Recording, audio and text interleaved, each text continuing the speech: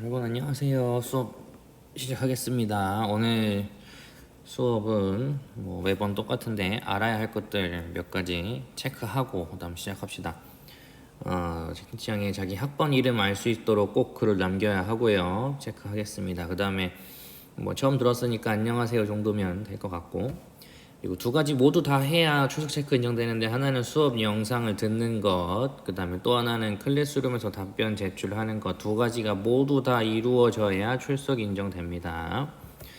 두 가지인 거죠. 수업 그리고 답변 두 가지가 모두 다 이루어져야 출석으로 인정되는 거 알면 될 것 같아요. 그리고 시간을 꼭 지켜야 합니다. 시간은 이번 시간 안 동안 하면 됩니다. 그 다음에 혹시 특별한 사정이 있어서 못했다 그러면 담임 선생님께 먼저 알려주고 그 다음 댓글에 남기세요. 그러면 사정을 조금 보도록 하겠습니다. 그 다음 수업 실시간으로 듣지 못했어도 여전히 이 주소만 있으면 다시 볼 수 있어요. 그렇게 알면 되고, 수업 시작할 때까지 조금 기다리셔 주세요. 그냥 시작합시다. 자, 오늘 해야 될 내용은 지난 시간에 이어서 지난 시간까지 기체의 압력과 부피의 관계에 대해서 얘기했고, 그래서 이제 이 기체의 압력과 부피가 실제 생활 속에서는 어떻게 사용되고 있는지들에 대해서 봅시다. 예시를 많이 볼 거예요.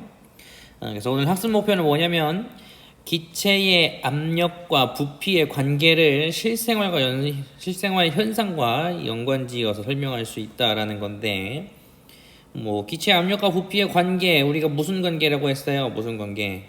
반비례 관계다라고 얘기했었고, 얘를 실생활과 연관 지을 건데, 기체 압력과 부피의 관계를 나타내는 법칙의 이름이 뭐였어요? 법칙.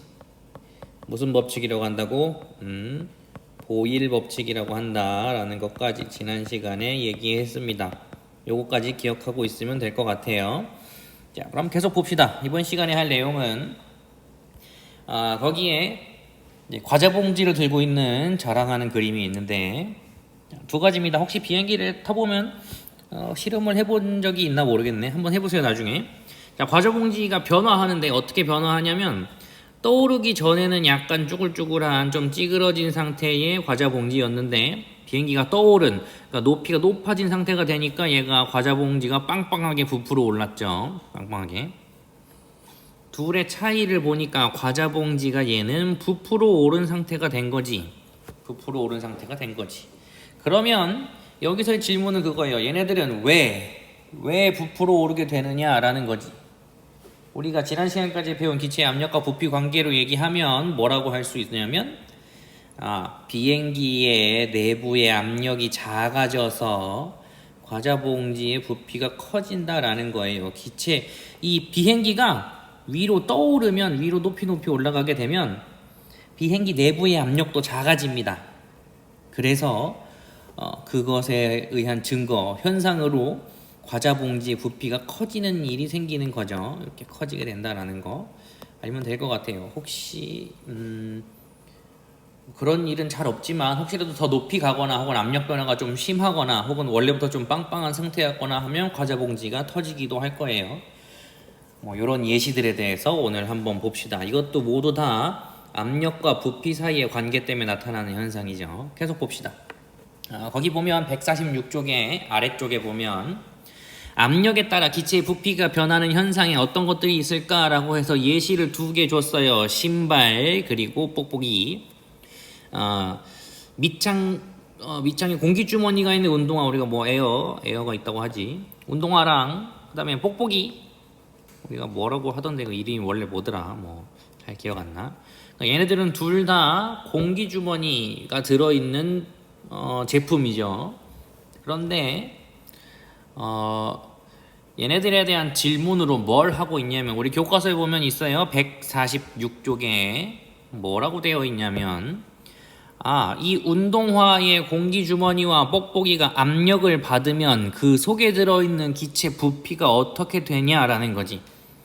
말이 길지만 압력 받으면 기체 부피가 어떻게 되냐는 거지. 어떻게 돼요? 압력을 받아. 압력이 커져. 그러면 부피는 부피는 줄어든다라는 거지. 거기에 쓰면 됩니다. 146쪽에 146쪽 쓰라고 여러 번 얘기했다. 자, 그 다음에 또 하나 질문이 있어요. 얘는 뭐냐면 이제 두 번째 건데, 걔는 왼쪽 칸에 보면 동그란 그림 있죠? 거기 보니까 두 가지가 나눠져 있어. 뭘 그리라고 했냐면 압력을 받기 전 그리고 압력을 받을 때 둘로 나누어서 기체 입자를 빈칸의 모형으로 표현해보라 라는 거죠.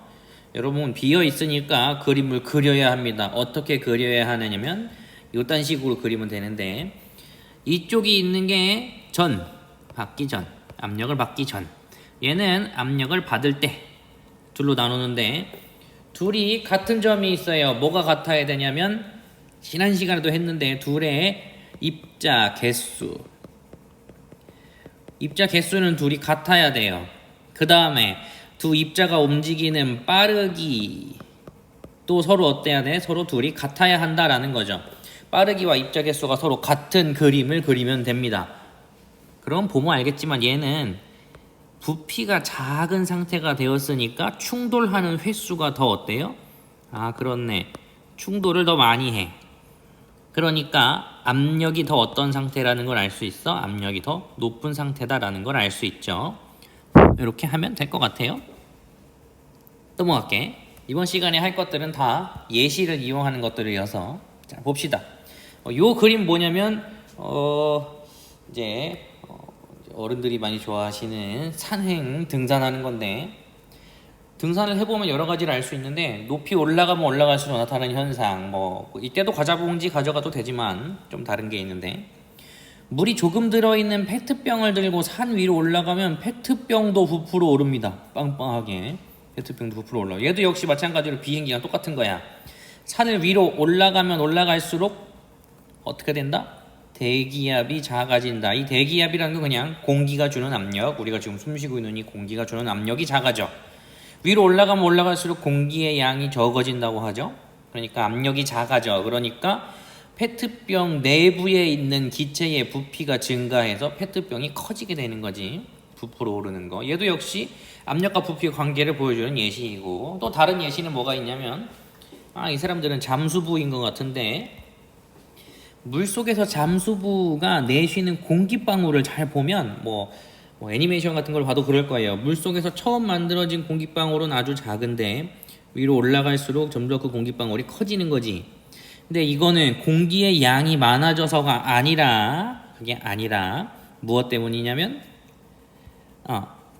수압이 작아져.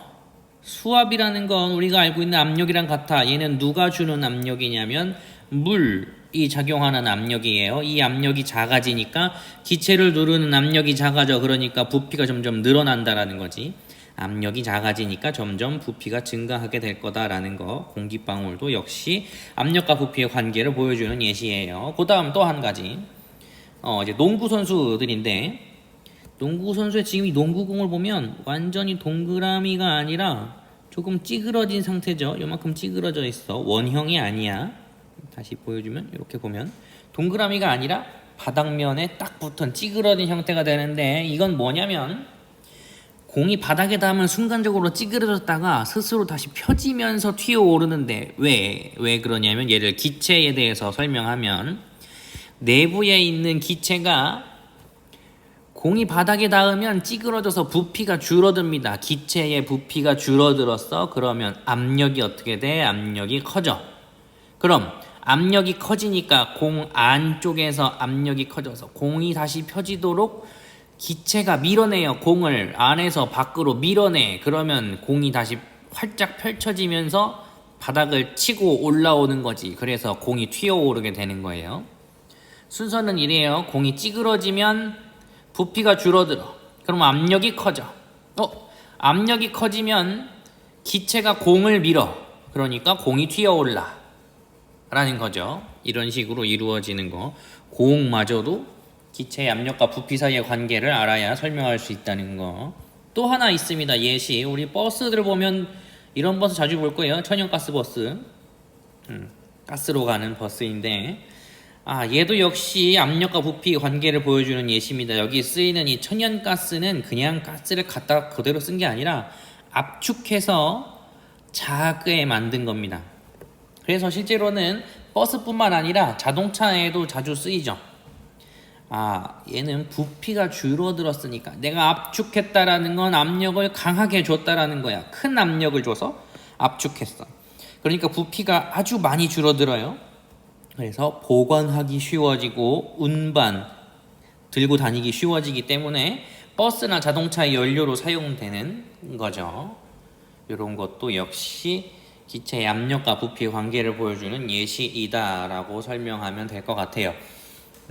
오늘 해야 될 학습 목표가 뭐였냐면 기체 압력과 부피 관계를 실생활 현상과 관련지어 설명할 수 있다. 벌써 선생님이 예시를 아주 많이 보여줬어요. 벌써 한 5개, 6개 보여준 것 같은데 오늘 예시들을 잘 보고 스스로도 이러한 예시들을 찾아보는 노력을 합시다.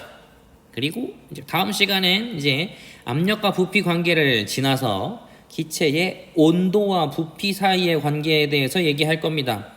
이 내용도 양이 굉장히 많기 때문에 1번, 2번으로 나누어서 얘기할 거예요. 그럼 다음 시간에 계속 봅시다.